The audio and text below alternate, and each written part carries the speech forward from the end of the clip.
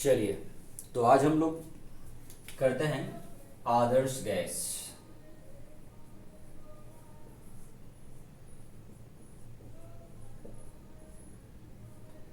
जैसे कि हमने पिछले क्लास में देखे, बॉयल का नियम देखे, चार्ल्स का नियम देखे, तो ये बॉयल और चार्ल्स के नियमों का पूर्णतः पालन करने वाला जो गैस होता है वही गैस कहलाता है आदर्श गैस कहलाता है। आदर्श गैस एक ऐसा गैस होता है जो ताप और दाब के संपूर्ण परास में, यानी ताप और दाब के सभी मानों के लिए, चाहे ताप कितना भी हो जाए, कम रहे या ज़्यादा रहे, चाहे दाब कम रहे या ज़्यादा रहे, प्रत्येक स्थिति में जो गैस बॉयल और चार्ल्स के नियमों का, जिसको हम लोग गैस के नियम के नाम से भी जानते हैं, गैस के नियमों का पूर्णतः पालन करता है, ऐसे गैसों को हम लोग कहते हैं आदर्श गैस। तो हमारे जो वायुमंडल है, उस वायुमंडल में कोई भी गैस ऐसा नहीं है जो बॉयल और चार्ल्स के नियमों का पूर्णतः पालन करती है। अर्थात कहने का मतलब ये हुआ कि कोई भी गैस जो है आदर्श गैस नहीं है। लेकिन फिर भी हम लोग प्रायोगिक तौर पर तीन गैसों, नाइट्रोजन, हाइड्रोजन और ऑक्सीजन, इन तीनों गैसों को हम लोग आदर्श गैस ले लेते हैं। ये आदर्श गैस है नहीं, लेकिन इसको प्रायोगिक तौर पर हम इसको प्रायोगिक रूप से इसको हम लोग तीनों गैसों को आदर्श गैस मानते हैं। वास्तव में ये गैसें भी वास्तविक गैसें होती है। वास्तविक गैसें वे गैसें होते हैं जो ताप और दाब के कुछ मानों पर, जिस समय ताप का मान कम होता है और दाब अधिक होता है, इस स्थिति में बॉयल और चार्ल्स के नियम का पालन करने वाला गैसें जो होता है वो कहलाता है वास्तविक गैसें कहलाता है। जिस स्थिति में गैस का ताप कम होता है और दाब ज्यादा होता है, तभी वो बॉयल और चार्ल्स के नियमों का, अर्थात गैस के नियमों का पालन करती है। ऐसे गैसों को वास्तविक गैसें कहते हैं। तो यहां पर नाइट्रोजन, हाइड्रोजन और ऑक्सीजन, ये तीनों भी वास्तविक गैसें हैं, लेकिन प्रायोगिक तौर पर इनको हम लोग आदर्श गैस मान लेते हैं, क्योंकि ये बहुत हद तक क्या करते हैं, गैस के नियमों का, बॉयल और चार्ल्स के नियमों का पूर्णतः पालन करता है अन्य गैसों की अपेक्षा। तो इन गैसों जो है, आदर्श गैस जो है, आखिर कौन से गैस होते हैं? तो सबसे पहले तो ये जो परिभाषा में बताया, जो गैस के नियमों का पूर्णतः पालन करती है, गैस के नियमों का पूर्णतः पालन करने वाला जो गैस होता है वो आदर्श गैस कहलाता है। दूसरा, ऐसे जो गैस होते हैं उनके अणुओं का आयतन, अणुओं का आयतन जो होता है वो गैस के वास्तविक आयतन के सापेक्ष, गैस के वास्तविक आयतन के सापेक्ष में नगण्य होता है, नहीं के बराबर होता है। अणुओं का जो आयतन होता है वो गैस के वास्तविक आयतन के सापेक्ष में बिल्कुल नगण्य होता है, नहीं के बराबर होता है। तीसरा जो है, ये जो आदर्श गैस होते हैं उनके अणुओं के मध्य, अणुओं के मध्य आकर्षण बल जो होता है वो बिल्कुल नगण्य होता है, नहीं के बराबर होता है, नहीं लगता है। अणुओं के मध्य में एक अणु दूसरे अणुओं को बिल्कुल आकर्षित नहीं करती है, अर्थात इसके अणु जो है बहुत दूर दूर होते हैं। ऐसे जो गैस होते हैं वो आदर्श गैस कहलाते हैं, जो आदर्श गैस के नियमों का पूर्णतः पालन करती है। ठीक है, बॉयल और चार्ल्स के नियमों का पूर्णतः पालन करती है, अर्थात जिसके लिए V समानुपाती 1/P होता है और V समानुपाती T आपको बताया था, बॉयल का नियम और चार्ल्स का नियम। दूसरा, ऐसे गैसों का जो अणुओं का जो आयतन होता है वो गैस के वास्तविक आयतन के सापेक्ष में बिल्कुल नगण्य होता है। और तीसरा मैंने बताया कि ऐसे अणुओं के मध्य, ऐसे गैस के अणुओं के मध्य में आकर्षण बल बिल्कुल नगण्य होता है। वैसे तो और भी गुण बता सकता हूं मैं आप लोगों को भी, जो इस टॉपिक के बाद में जो नया टॉपिक लूंगा मैं अभी आप लोगों को, है ना, अणुगति सिद्धांत। तो अणुगति सिद्धांत में जितने भी मैं आप लोगों को पॉइंट्स बताऊंगा वो सारे पॉइंट्स जो है वो आदर्श गैस के गुण ही रहेंगे। तो वो अभी आप लोगों को नेक्स्ट टॉपिक में भी मिल जाएगा। तो अभी हम लोग इसमें रहते हैं आदर्श गैस में। तो ये जो आदर्श गैस रहते हैं उनका जो व्यवहार होता है, आखिर वो कौन कौन से प्रकार के व्यवहार प्रदर्शित करते हैं, उनके व्यवहार को प्रदर्शित करने के लिए हम लोग एक समीकरण का उपयोग करते हैं जिसको हम लोग कहते हैं आदर्श गैस समीकरण। आदर्श गैसों के व्यवहार को प्रदर्शित करने वाला समीकरण आदर्श गैस समीकरण कहलाता है।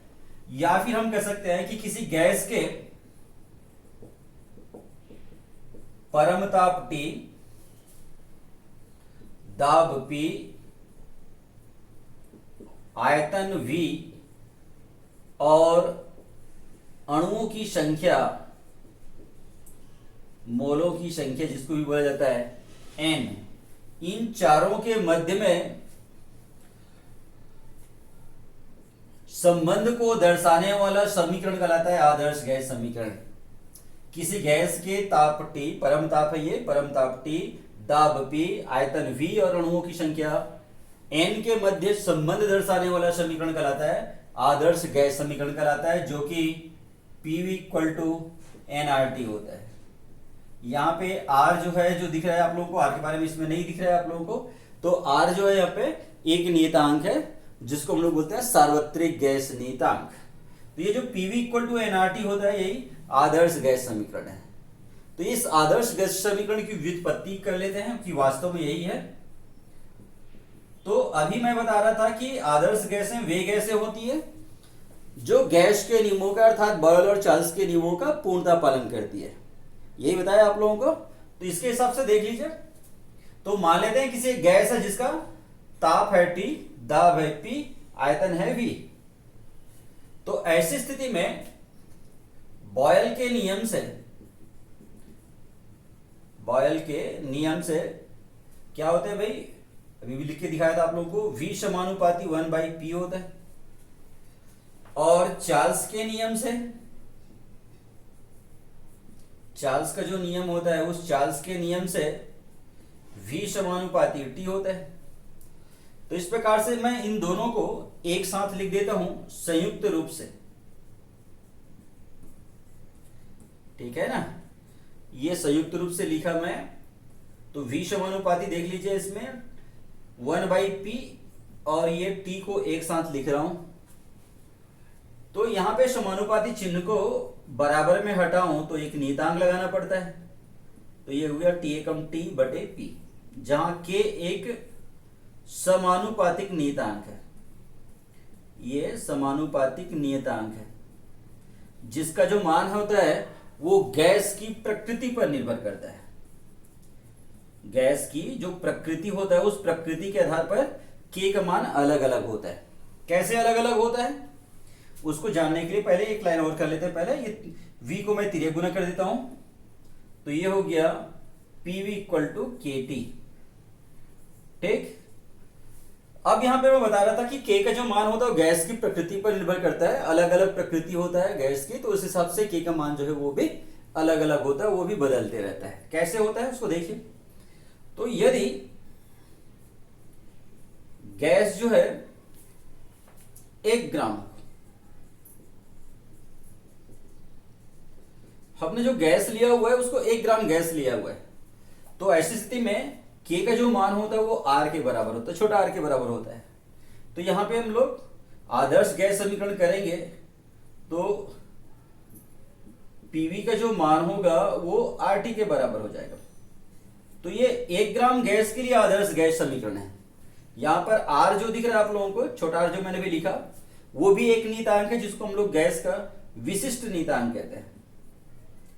गैस के विशिष्ट नियतांक कहेंगे इसको हम लोग,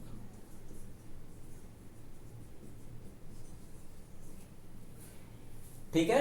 लेकिन अगर यहां पे गैस को अगर मैं 1 ग्राम ना लेकर के 1 मोल ले लेता हूं, यदि गैस 1 मोल हो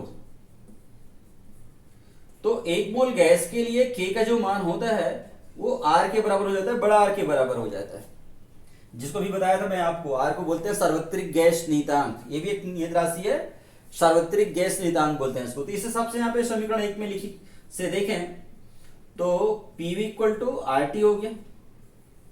तो ये भी एक आदर्श गैस समीकरण है जो 1 मोल गैस के लिए है।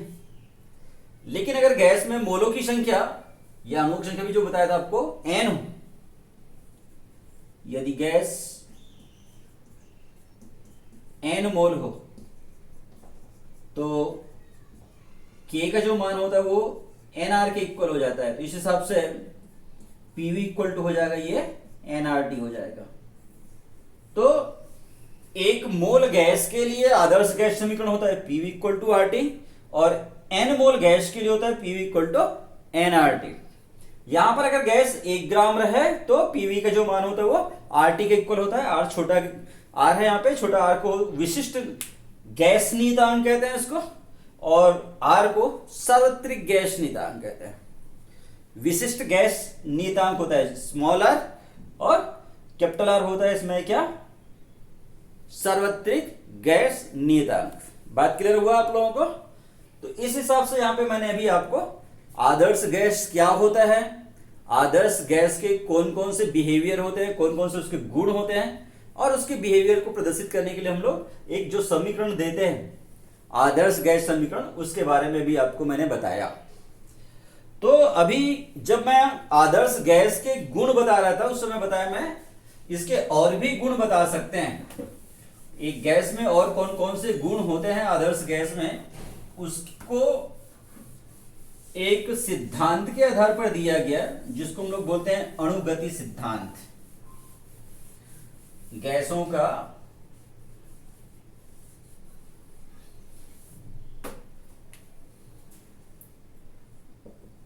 अणुगति सिद्धांत। चलिए देखिए, तो इस सिद्धांत के आधार पर पहला, प्रत्येक गैस, जितने भी गैस होते हैं अत्यंत सूक्ष्म कणों से मिलकर बने होते हैं। सभी गैसें जो होता है अनेकों सूक्ष्म कणों से मिलकर के बने होते हैं जिसको हम लोग गैस के अणु कहते हैं।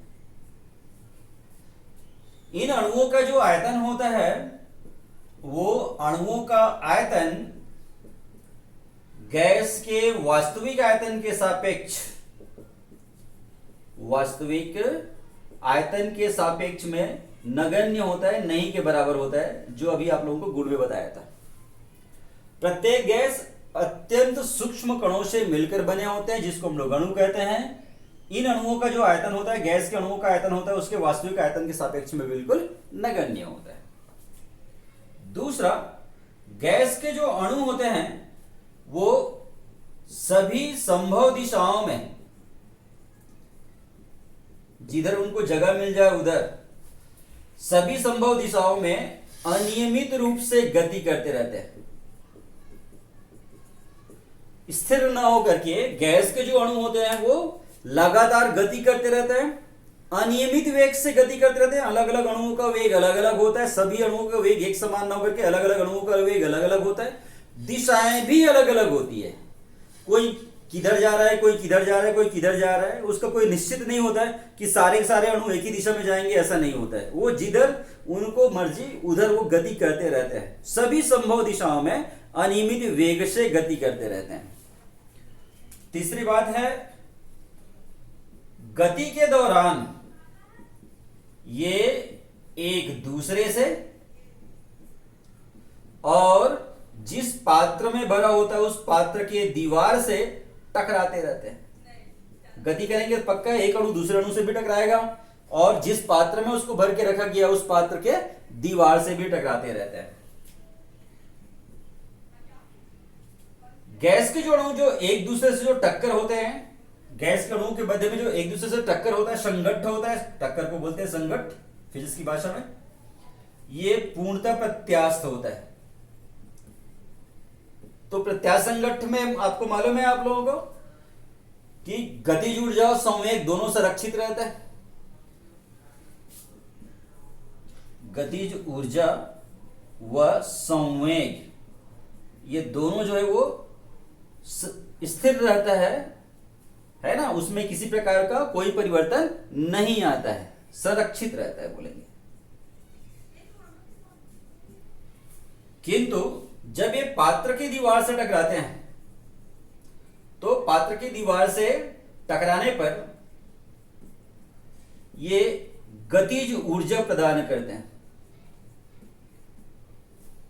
ठीक है, जब गैस की दीवार से टकराएंगे तो गैस की दीवार से टकराने पर वो गतिज ऊर्जा प्रदान करते हैं, फलस्वरूप उसमें दाब उत्पन्न हो जाता है, गैस में दाब उत्पन्न हो जाता है। जब गैस के अणु एक दूसरे से टकराते हैं तो ये जो टक्कर होता है वो पूर्णतः प्रत्यास्थ होता है।